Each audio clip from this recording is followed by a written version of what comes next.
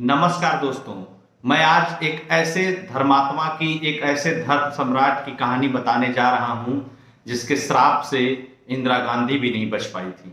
हाँ जी दोस्तों, मैं बात कर रहा हूं आज करपात्री जी महाराज की। करपात्री जी महाराज प्रतापगढ़ में 1907 ईस्वी में जन्मे थे। उसके बाद 17 वर्ष की आयु में इन्होंने घर छोड़ दिया और घर छोड़ने के बाद ये चले गए दीक्षा लेने के लिए शंकराचार्य जी के मठ ज्योतिर्मठ में। दोस्तों, ज्योतिर्मठ जाने के बाद इन्होंने गुरु के आदेश पर 1 साल के लिए हिमालय की यात्रा की और हिमालय की यात्रा से 1 साल बाद जब 18 वर्ष की आयु में करपात्री जी महाराज लौटे तो उसके बाद इन्होंने बनारस के घाट पे, काशी के घाट पे इन्होंने घोर तपस्या की। उस तपस्या में ही ये अपनी अंजलि से भोजन ग्रहण करते थे, तभी इनका नाम करपात्री जी पड़ा। करपात्री का मतलब होता है वह व्यक्ति जो भोजन अपने हाथ से, अपने उंगली से ग्रहण करता है। उसके बाद करपात्री जी महाराज ने कई साल तक घोर तपस्या करने के बाद 24 वर्ष की आयु में इन्हें दंड मिला। दंड एक संन्यास परंपरा की एक विधा है। जब इन्होंने दंड ग्रहण किया उसके बाद ये 1008 श्री हरिहरानंद जी महाराज कहलाए। हालांकि करपात्री जी हरिहरानंद महाराज के नाम से फेमस नहीं हुए। करपात्री जी हमेशा करपात्री नाम से ही फेमस रहे। उसके बाद इन्होंने बनारस में ही रहते हुए, काशी में ही रहते हुए बहुत सारे धर्म ग्रंथों की रचना की। भारतीय संस्कृति, भारतीय वेदांत, भारतीय दर्शन के ऊपर इनकी गहरी पकड़ थी। ऐसा भी करपात्री जी के बारे में कहा जाता है कि करपात्री जी महाराज जो चीज एक बार पढ़ लेते थे उनको कंठस्थ हो जाती थी।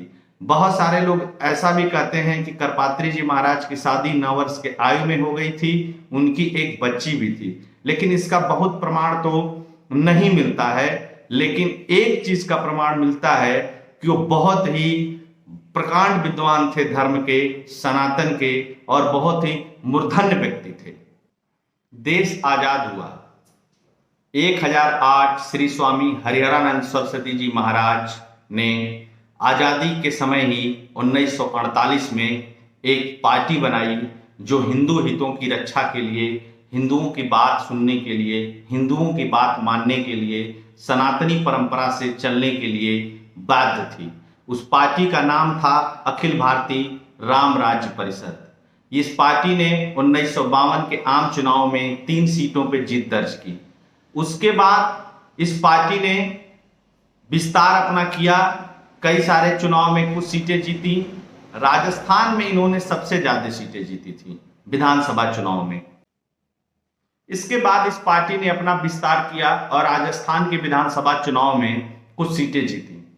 फिर उसके बाद इस पार्टी का विलय जनसंघ में हो गया, वह जनसंघ जो आज के समय में भारतीय जनता पार्टी है। पूर्व प्रधानमंत्री इंदिरा गांधी से बहुत विशेष स्नेह था करपात्री जी का। इंदिरा गांधी भी करपात्री जी को बहुत मानती थी। 1965 के आसपास की बात है, देश में चुनाव होना था।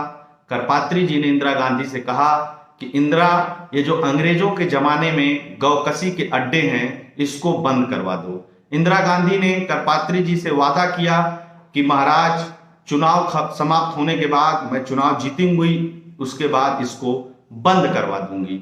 लेकिन ऐसा हो नहीं पाया। जब इंदिरा गांधी ने इसके बंद करने की बात की तो देश के मुस्लिम विधायकों और सांसदों ने, मुस्लिम विद्वानों ने और वामपंथियों ने इंदिरा गांधी के ऊपर दबाव बनाया। इंदिरा गांधी इस गौकसी के अड्डों को बंद नहीं कर सकी। फिर वह समय आया जब संतों ने गौ कसी के अड्डों को बंद करने और गौ हत्या कानून रोकने के लिए, पारित करवाने के लिए दिल्ली कूच किया और संसद भवन का घेराव किया। जब संसद भवन का घेराव किया उस समय में हजारों संख्या में गौभक्त, संत, महात्मा, सारे पीठों के शंकराचार्य और बहुत सारे अखाड़ों के संत महंत इकट्ठा हुए, जिनकी संख्या हजारों में थी। आम जनता भी इनके साथ खड़ी हुई और संसद का घेराव हुआ। संसद का जिस समय घेराव हो रहा था कोई भी सांसद आकर के बात नहीं कर रहा था। इंदिरा गांधी की पूरी सरकार उस समय खामोश हो गई थी, कोई कुछ बोल नहीं रहा था। संतों को संसद का घेराव किए हुए कई दिन हो गए थे, कोई कुछ बोल नहीं रहा था। उस समय जनसंघ, जो आज की भाजपा है, उस पार्टी के एक सांसद थे स्वामी रामेश्वरानंद। उन्होंने कहा कि ये लोग ऐसे नहीं मानेंगे, संसद के अंदर घुसो, सांसदों को बाहर लाओ, तब गौ हत्या रोकने का कानून ये लोग बनाएंगे। जैसे ही संत इस प्रक्रिया का पालन करते या इस बात का पालन करते, इंदिरा गांधी की सरकार ने निहत्थे संतों के ऊपर गोलियां चलवा दी। ये गोलियों में सैकड़ों की संख्या में संतों की मृत्यु हुई, हजारों की संख्या में संत यहां घायल हुए। यह एक काला अध्याय इंदिरा गांधी के शासनकाल में इंदिरा के ऊपर लगा, जो सही भी था। यह इतना क्रूर और जघन्य था, आप इसी से अंदाजा लगा लीजिए कि उस समय के तत्कालीन गृह मंत्री गुलजारी लाल नंदा ने इस्तीफा दे दिया। उसके साथ ही पूरे दिल्ली में कर्फ्यू लगा दिया गया।